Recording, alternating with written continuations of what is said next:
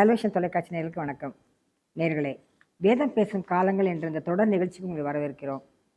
நம்ம இந்த எபிசோட்ல வந்து எப்படியாக யாத்திராகம புத்தகத்திலே வரலாற்று தகவல்கள் சொல்லுகிறது படி இஸ்ரேல் புத்திரர்கள் அந்நியனியாக கடந்து அவங்க எய்த்தை விட்டு அவங்க விடுதலை பெற்று போக போகிறாங்க.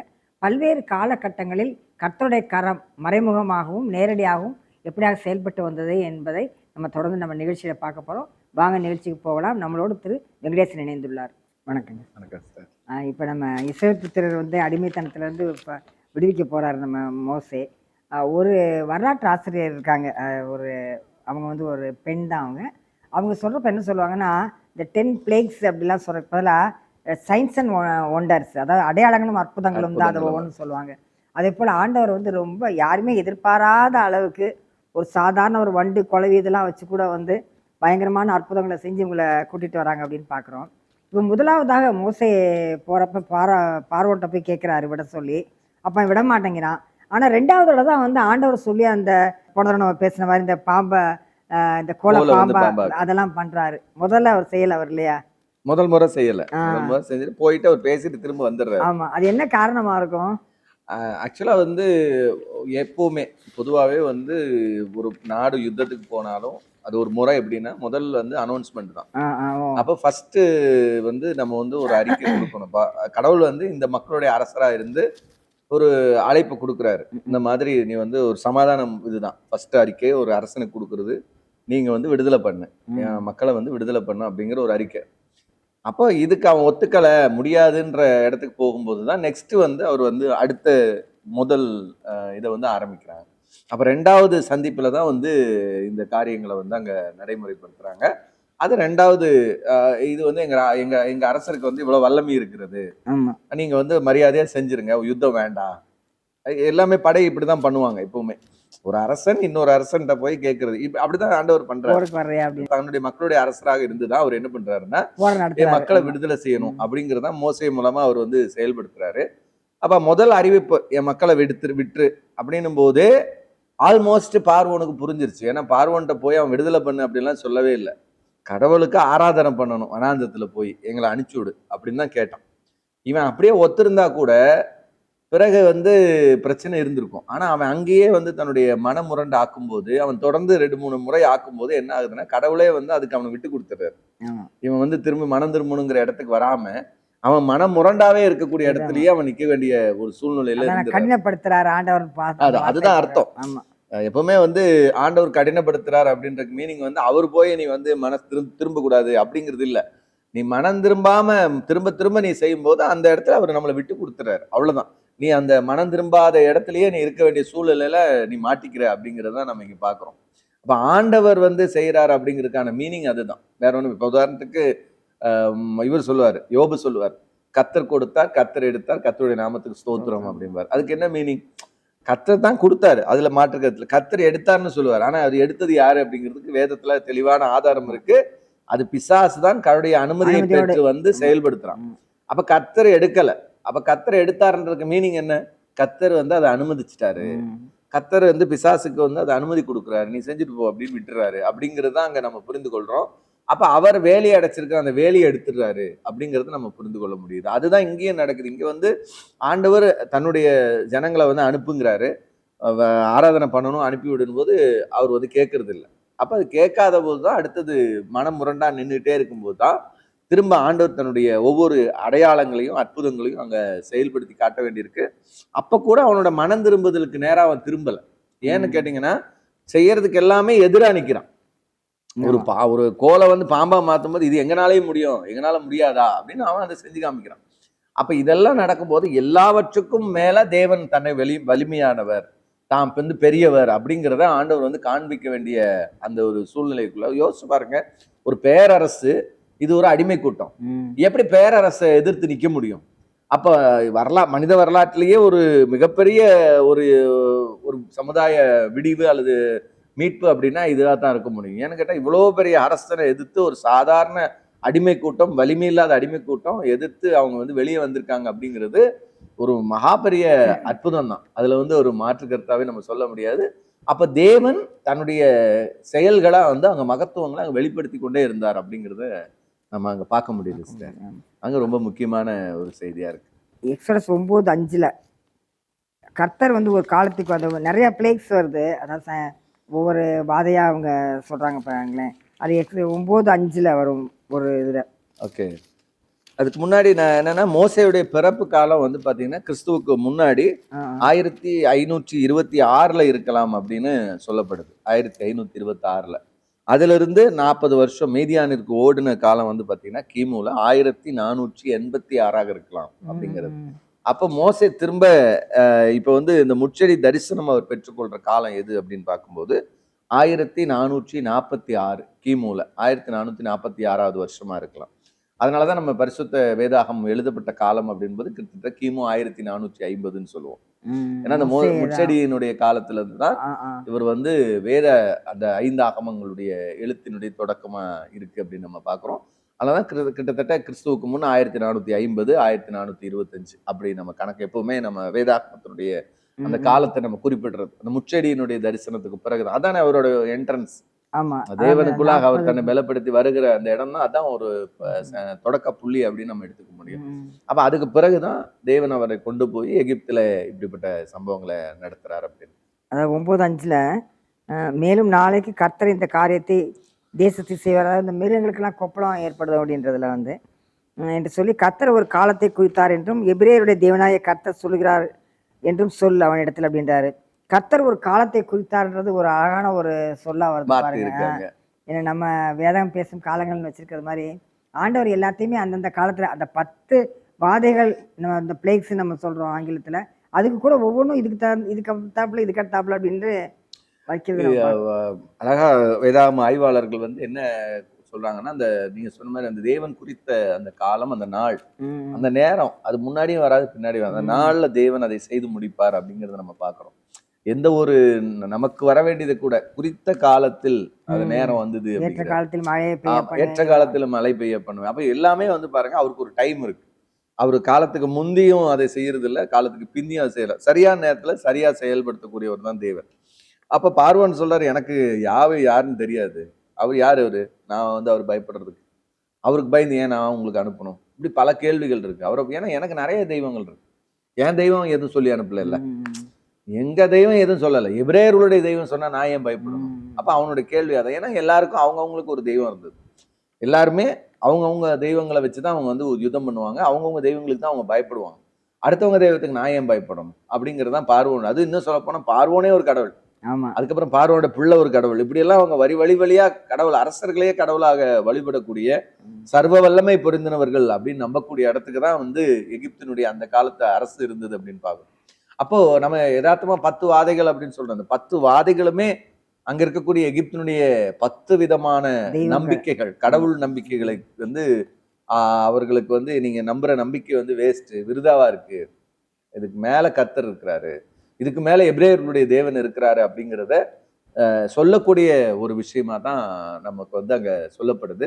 நம்ம அந்த 10 வாதைகளையும் வந்து நம்ம பார்க்க முடியும். ஒவ்வொரு வாதையும் எந்தெந்த எகிப்தினுடைய நம்பிக்கைகளுக்கு எதிராக இருந்தது அப்படிங்கிறது கூட நம்ம பார்க்க முடியும். ஆமா, சின்னதா ஒரு வண்டு, ஒரு பேனு கூட அது இதை ஒன்று தலையில கொஞ்சம் 5 ஒரு 10 பேன் அதிகமாகவே நமக்கு அரிக்கி தாங்க முடியல.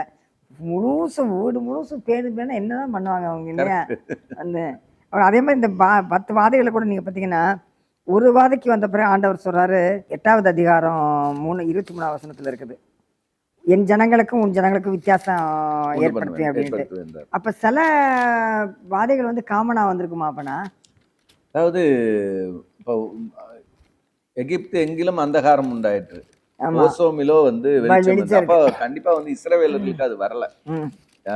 எகிப்துக்கு தான் அது வந்து நடந்ததே ஒழிய இஸ்ரவேலர்களுக்கு அல்ல அப்படிங்கிறதும், அப்பட்டமாகவே அவர்கள் தேவன் வேறு பிரித்து வைத்திருந்தார் அப்படிங்கிறது நம்ம தெரிஞ்சுக்க முடியும். ஏன்னா அவங்களுக்கு அந்த இழப்புகளோ அந்த பிரச்சனையோ அங்க வரல. ஏன்னா அவங்க இருந்த அந்த கோசோன் அப்படிங்கிற அந்த தேசத்துலதான் அவங்க இருந்தாங்க. அவங்க தேசமே தேவன் பாதுகாத்திருந்தார், வேலி அடைத்திருந்தார். எகிப்தியர்களுக்குள்ள இருந்த இஸ்ரவேலர்களுக்கு சில பாதிப்புகள் ஏற்பட்டிருக்கலாம், எகிப்தினுடைய கடவுள்களை வணங்கி கொண்டிருந்த இஸ்ரவேலர்களுக்கு சில பாதிப்புகள் ஏற்பட்டிருக்கலாம், அதெல்லாம் மறுப்பதற்கு இல்லை. ஆனால் இஸ்ரவேலுக்குள்ளாக, குறிப்பாக இந்த கோசோன் தேசத்துக்குள்ளாக இருந்த மக்களுக்கு இந்த போன்ற தண்டனைகள் வந்ததாக நம்மளால பார்க்க முடியாது. ஏன்னா தேவன் அந்த பாதுகாப்பு அவங்களுக்கு கொடுத்து. வண்டுகள் அந்த 8வது அதிகாரத்துல பாத்தீங்கன்னா, என் ஜனங்களை போக விடாயாகில் நான் உன் மேலும் உன் ஊழியக்காரர் மேலும் உன் ஜனங்கள் மேலும் உன் வீடுகள் மேலும் பலவித வண்டுகளை அனுப்புவேன். எகிப்தியர் வீடுகளும் அவர்கள் இருக்கிற தேசமும் அந்த வண்டுகளால் நிறையும். பூமியின் நடுவில் நானே கர்த்தர் என்பதை நீ அறியும்படி என் ஜனங்கள் இருக்கிற கோசேன் நாட்டில் அந்நாளிலே வண்டுகள் வராதபடிக்கு அந்த நாட்டை விசேஷப்படுத்தி என் ஜனங்களுக்கும் உன் ஜனங்களுக்கும் வித்தியாசம் உண்டாகும்படி செய்வேன் அப்படின்ற. அப்ப வண்டு வந்து இங்க வரல. இல்ல எதுவுமே வரலன்னு தான் நம்ம எடுத்துக்க முடியும். ஏன்னா தேவன் அந்த ஜனத்துக்கும் இந்த ஜனத்துக்கும் வித்தியாசம் ஒண்ணு பண்றாரு அப்படிங்கறத நம்ம புரிஞ்சுக்கணும். அதுதான் வித்தியாசம். Not only for this. Yes, எந்த விஷயமே அவன் அந்த மக்களை வந்து பாதிக்கல, அந்த குறிப்பிட்ட காரியங்களை பாதிக்கல. மாடுகளுக்கும் இதைத்தான் சொல்லுவாரு, இதே விஷயத்தை தான் சொல்லுவாரு. அதாவது இவர்களுடைய இது வந்து பாதுகாக்கப்பட்டுச்சு. ஆமா, நீங்க சொன்ன கரெக்ட் தான். மறுநாள் கர்த்தர் அந்த காரியத்தை செய்தார். இதுல இந்த கொப்பளம் எல்லாம் உண்டாகுது இல்ல. எகிப்தியுடைய மிருகஜீவன்கள் எல்லாம் செத்து போயிட்டு இஸ்ரவேல் புத்திரின் மிருகஜீவன்கள் ஒன்றாயிலும் சாகவில்லை. அவ்வளவுதான், சிம்பிள்.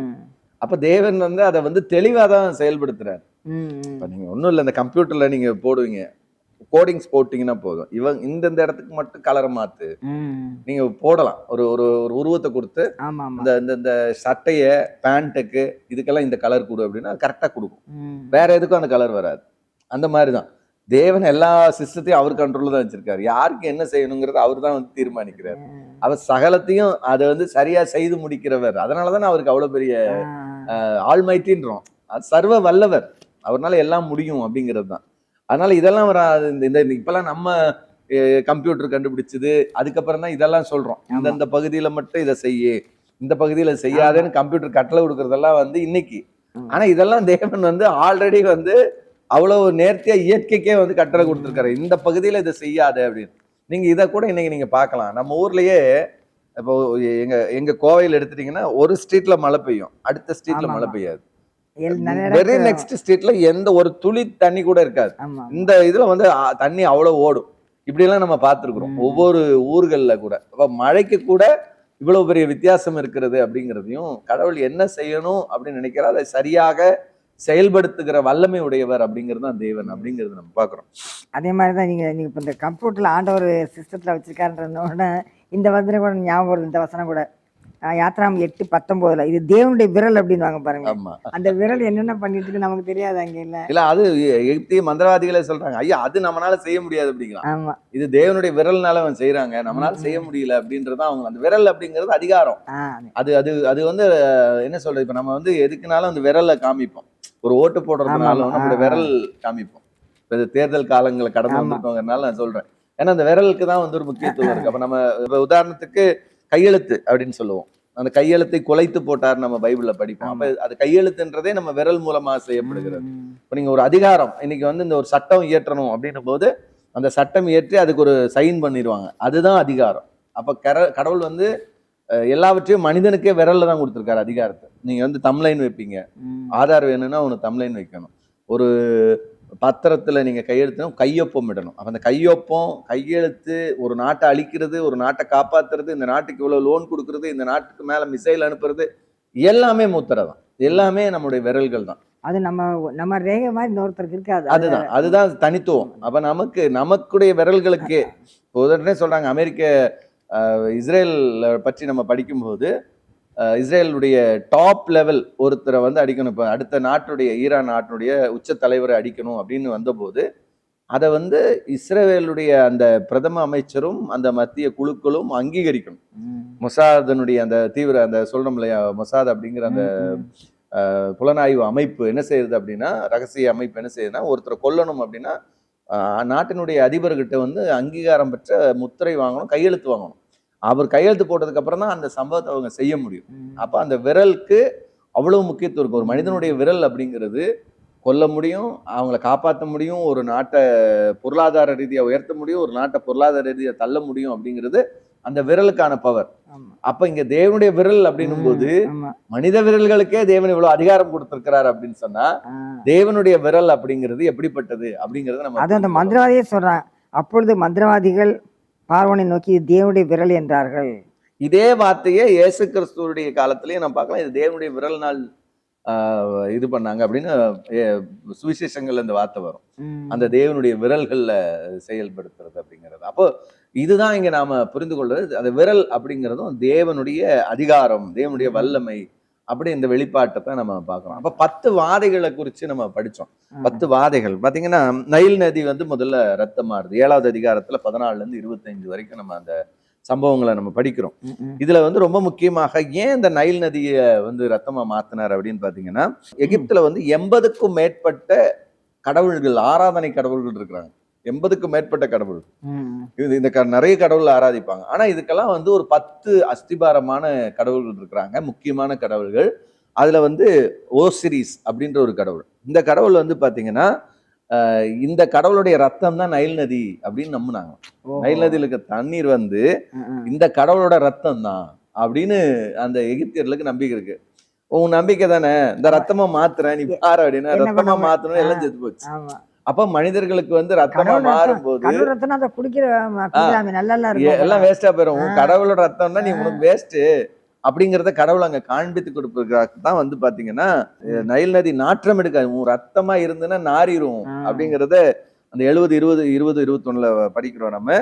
அப்ப உயிர் நாடி நைல் நதிங்கிறது எகிப்தினுடைய ஜீவ நதி.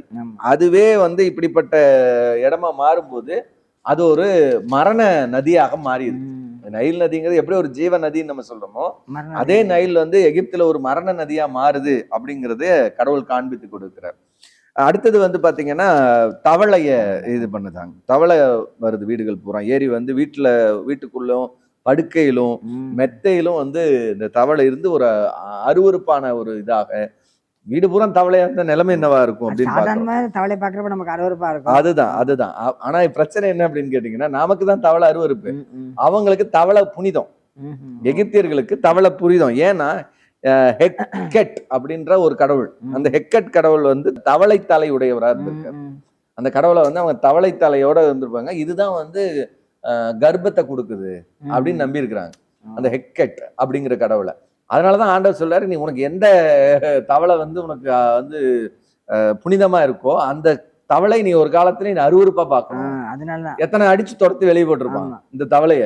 அப்ப யோசிச்சு பாருங்க, இது வரைக்கும் நீ கடவுளா கும்பிட்டுட்டு, இது வரைக்கும் வந்து இதுதான் எனக்கு வந்து கர்ப்பத்தை கொடுக்குதுன்னு நினைச்சு இது வரைக்கும் நீ புனிதமா கருத்திக்கிட்ட ஒரு தவளை வந்தா நீ புனிதமா கருதலாம். இன்னைக்கு கோடிக்கணக்கான தவளைகள் வரும்போது உன்னுடைய வீட்டுல அது அருவருப்பாக ஒரு அசிங்கமா பார்க்கக்கூடிய இடத்துல வந்து அந்த நிலையை வந்து தேவன் அங்க மாத்துறாரு. அப்ப அவங்களுடைய அந்த நம்பிக்கை அங்க உடைக்கிறார். இல்ல, தவளை ஒருபோதும் என்ன செஞ்சிட முடியாது, உனக்கு கடவுளா மாறிட முடியாது அப்படிங்கிறத காண்பித்து கொடுக்கிறார். மூணாவது வந்து பாத்தீங்கன்னா, நெக்ஸ்ட் வந்து நம்ம தெளிவா பாக்குறது, எகிப்து தேசத்துல இருக்கிற அந்த மண்ணெல்லாம் வந்து தூளெல்லாம் வந்து புழுதிகள் எல்லாம் வந்து பேன்களா மாறிடுச்சு அப்படிங்கிறது. இது 8:17 நம்ம படிக்கிறோம். அப்ப இது வந்து இந்த இது என்னன்னு கேட்டீங்கன்னா, கெப் அப்படின்னு ஒரு கடவுள் இருக்காரு அவங்களுக்கு. இந்த கெப் அப்படிங்கிற கடவுள் பூமியினுடைய கடவுள். இப்ப இந்த பூமியில இருக்கிற அந்த பூமியினுடைய கடவுளுடைய அந்த மண்ணெல்லாம் வந்து பேனாமா இருக்கு. இப்ப இந்த பேனெல்லாம் என்ன சொல்றாரு, இது வந்து இதைத்தான் பார்த்து அவங்க என்ன செய்யறாங்க, ஐயோ இது வந்து தேவனுடைய விரல், இதெல்லாம் பண்ண முடியாது. ஏன்னா அவங்க மண்ணை வந்து பூமியை வந்து கடவுளா மதிக்கிற அந்த கெப் கடவுளுடைய கடவுளா பார்க்கும்போது அதெல்லாம் இன்னைக்கு வந்து மனிதனுடைய மிக பெரிய ஒரு சுமையாக அவங்களுக்கு வலியை கொடுக்கக்கூடிய ஒரு இடத்துக்கு அவங்க நகர்றாங்க அப்படிங்கறது நம்ம பார்க்கிறோம். செஞ்சிருக்கான், ரத்தமா மாத்த அதெல்லாம் ஈஸி தான், முடிஞ்சிரும் அப்படின்னு நினைச்சிருந்திருக்கலாம். செய்ய முடியல. அவன் வந்து பயப்படுறத பாக்குறோம். அடுத்து 80ல வந்து 20-32 வரைக்கும் நம்ம பாக்குறோம், கொடிய வண்டுகள் அவருடைய ஊழியக்காரர் வீட்டுக்குள்ள, பார்வோனுடைய வீட்டுக்குள்ள, எகிப்து தேசம் முழுவதும் வருகிறது 24வது வசனத்துல. அப்ப அவங்க வந்து பாத்தீங்கன்னா பெரிய பெரிய வண்டுகள் உள்ள நுழையுது. இங்க என்ன பிரச்சனைனா, அவங்களுக்கு இன்னொரு சாமி இருக்கு. என்ன சாமினா கெப்ரி அப்படின்னு ஒரு சாமி. இதுக்கு வண்டு முகம் இருக்கு. அந்த சாமிக்கு வண்டு முகத்தோட தெய்வத்தை ஆராதித்து கொண்டிருக்கிறாங்க. அங்கதான் ஆண்டவர் என்ன செய்யறாருன்னா, அவங்களுக்குள்ள அந்த இஸ்ரவேலுடைய பிரித்து காட்டி வித்தியாசப்படுத்தி, இந்த வண்டுகள் வந்து அந்த பக்கம் போகவே இல்லை. ஓசோனுக்கு போக, இது பேனெல்லாம் இங்க பறந்து போகாது. அதே மாதிரி நைல் நதி ரத்தமாகுது. இதெல்லாம் வந்து இங்க இருக்கக்கூடிய விஷயங்கள். தவளை வந்து இங்க மட்டும்தான் வருது, இது பறந்து போகாது. ஆனால் வண்டுன்னும் போது எங்க வேணா பறக்கலாம்ல, ஆனா அது பறக்கல. அது வந்து கோசோனுக்கு போகவே இல்லை. அது முழுக்க முழுக்க பறந்து எகிப்துக்குள்ளதான் வருது, எகிப்துடைய வீடுகளுக்குள்ளதான் போகுது அப்படிங்கிறது நம்மளால பார்க்க முடியும். அதுதான் விசேஷப்படுத்தி வைக்கிறார். அதுக்கு அடுத்தது பாத்தீங்கன்னா 9ல 1-7 வரைக்கும் நம்ம படிக்கிறோம். அப்போ இங்க வந்து என்னென்ன சிஸ்டர், இது வந்து காளை வடிவிலான ஹத்தோர் அப்படிங்கிற பசு வடிவிலான ஆபிஸ் அப்படிங்கிற காளை வடிவிலான தெய்வங்களை அவங்க ஆராதிக்கிறாங்க. அந்த தெய்வங்கள் மிருகத்திற்கான தெய்வங்களா இருக்கிறனால இப்ப இந்த மிருகங்கள் எல்லாம் மரிக்கிறது அப்படிங்கிறத பாக்குறோம். அப்ப இங்க வந்து ரொம்ப முக்கியமாக மிருக மரணம் அடையும் போது உங்களுடைய கடவுள்கள் அவர்களை வந்து காப்பாற்ற முடியாது.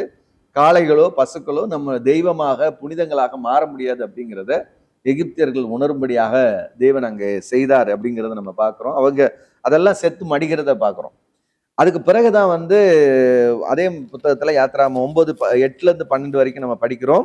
அங்க ஒரு தெய்வத்தை பற்றி நம்ம படிக்கிறோம். முக்கியமா என்ன நடக்குதுன்னா, எகிப்தியர்களுடைய மனிதர்கள் மேலும் மிருகங்கள் மேல என்ன செய்யுது, கொப்புளங்கள் வர ஆரம்பிக்கிறது அப்படின்னு பாக்குறோம். இது எதை பாதிக்குது அப்படின்னு பாத்தீங்கன்னா, எந்த தெய்வத்துக்கு எதிராக இது செயல்படுதுன்னா, அங்க வந்து ஒரு மெடிக்கல் காட், அதாவது மருத்துவத்தினுடைய கடவுள் ஒருத்தர் இருக்காரு. அவருக்கு பேர் வந்து இம்ஹோடெப் அப்படின்னு ஒரு காடு.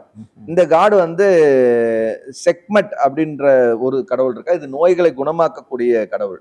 அதாவது மருத்துவத்தின் கடவுள், நோய்களை குணமாக்கக்கூடியது. 2 கடவுளுடைய இதையும் வந்து இங்க கடவுள் என்ன செய்யறாரு, மனிதர்களுக்கும் மிருகங்களுக்கும் அங்க வந்து வியாதிகள், அந்த கொப்புளங்கள் வந்த போது அவர்கள் அதனால மரணம் அடையும் போது இந்த தெய்வங்கள் உங்களை காப்பாற்றவில்லை, இந்த தெய்வங்கள் உங்களை விடுதலை செய்யல அப்படிங்கிறத நம்மளால பார்க்க முடியுது. 7வது வந்து நம்ம பார்க்கிறோம், 24 25 வசனங்கள்ல நம்ம படிக்கிறோம். கல்மலையும் கல்மலையோடு கலந்த அக்கினி, அக்கினியும் வந்து மிக கொடியதாக இறங்கி வருது அப்படின்னு பாக்குறோம். எகிப்து தேசம் எங்கும் வெளியில இருந்த மனுஷரையும் மிருகங்களையும் கல்மலை அழித்தது. அப்ப வெளியே வந்த எல்லாரையுமே அது கொன்று போட்டது அப்படின்னு பாக்குறோம். இது எந்த இதுன்னு பாத்தீங்கன்னா, எகிப்தியர்களுக்கு நட் அப்படின்னு ஒரு காட் இருக்கு, ஷூ அப்படின்னு ஒரு காட் இருக்கு. இந்த 2 கடவுள் வந்து நட் அப்படிங்கிறது வந்து வானத்தின் தெய்வம், ஷூ அப்படிங்கிறது நெருப்பின் தெய்வம். இது 2மே வந்து உங்களை அழிக்குது. உங்களை அழித்து உங்களுடைய எல்லா வெல்த்தையும் அழிக்கிறதுக்கு உங்களுடைய தெய்வங்கள் உங்களை காப்பாற்ற முடியல. இப்படி ஒரு தெய்வம் இருந்தா உன்னை காப்பாத்திருக்கணுமே. வானத்தின் தேவனும் ஷூ அப்படிங்கிற உன்னுடைய நெருப்பின் தேவனும் இருந்திருந்தா அது உங்களை காப்பாத்திருக்கணும். அப்ப காப்பாத்தல அப்படின்னும் போது இதை தாண்டி ஒருவர் இருக்கிறார். அப்ப அவர் இருக்கிறார் அப்படிங்கிறத நீங்க புரிந்து கொள்ளணும் அப்படிங்கிறத காண்பிக்கிறார். 8வதாக 10வது அதிகாரத்துல 1ல இருந்து 20 வரைக்கும் நம்ம படிக்கிறோம். அவர்கள் பூமியின் முகத்தை மூடிற்று, தேசம் இருண்டு போயிற்று, கல்மலைக்கு தப்பின தேசத்தின் பயிர் வகைகள் யாவையும் அவை தின்று போட்டன அப்படின்னு பாக்குறோம். என்ன 10-15ல நம்ம படிக்கிறோம் இந்த வசனத்துல. இது என்ன அப்படின்னு கேட்டீங்கன்னா, வெட்டுக்கிளிகள் வந்து பாருங்க. இது வந்து என்ன அப்படின்னு பாத்தீங்கன்னா, செத் அப்படின்னு அவங்களுக்கு ஒரு தெய்வம் இருக்கு. இந்த தெய்வத்தினுடைய பணி என்னன்னா, பயிர்களை பாதுகாத்தல். இதுதான் இந்த செத் அப்படிங்கிற தெய்வம். அடுத்தது வந்து பாத்தீங்கன்னா, அவங்களுக்கு வந்து மின்னின் அப்படின்னு ஒரு தெய்வம் இருக்கு. இது வந்து விவசாயத்தினுடைய தெய்வம். இந்த 2 தெய்வங்களும் அங்க செயல்படல அப்படிங்கிறத கடவுள் அவங்களுக்கு காண்பித்தார். கடைசியா அடுத்ததாக 9வதாக இருள் சூழ்ந்தது. இருள் முழுவதும் தேசம் எங்கிலும் 3 நாள் காரில் சூழ்ந்து கொண்டது அப்படிங்கறத நம்ம பாக்குறோம். ஏன் அப்படின்னா, அவங்களுக்கு சூரியனுக்கு மேல அவங்களுக்கு வந்து பெரிய இருக்கு. ஏன்னா ரா அப்படின்னு ஒரு கடவுள் இருந்தாங்க அவங்களுக்கு. ரா அப்படிங்கிற தெய்வம் சூரிய தெய்வம். இது ரொம்ப மிக உயர்ந்த தெய்வம். இந்த ரா அப்படிங்கிறது எகிப்துல உயர்ந்த தெய்வம், சூரியன் காட். நம்ம ஊர்ல கூட சூரிய பகவான் அப்படின்பாங்க. சூரிய தேவனை அவங்க ஆராதித்து வந்தார்கள். ஆனா கடவுள் சொல்றாரு, எகிப்து எங்கிலும் அந்தகாரம் மூடி 3 நாட்கள் எந்த ஒரு வெளிச்சம் இல்லாமல் போகும்போது அவருடைய கடவுளுடைய வல்லமைகள் அங்கே இல்லாமல் போயிற்று அப்படிங்கிறத நம்ம பார்க்கிறோம். கடைசியாக தலைச்சன் பிள்ளைகள்.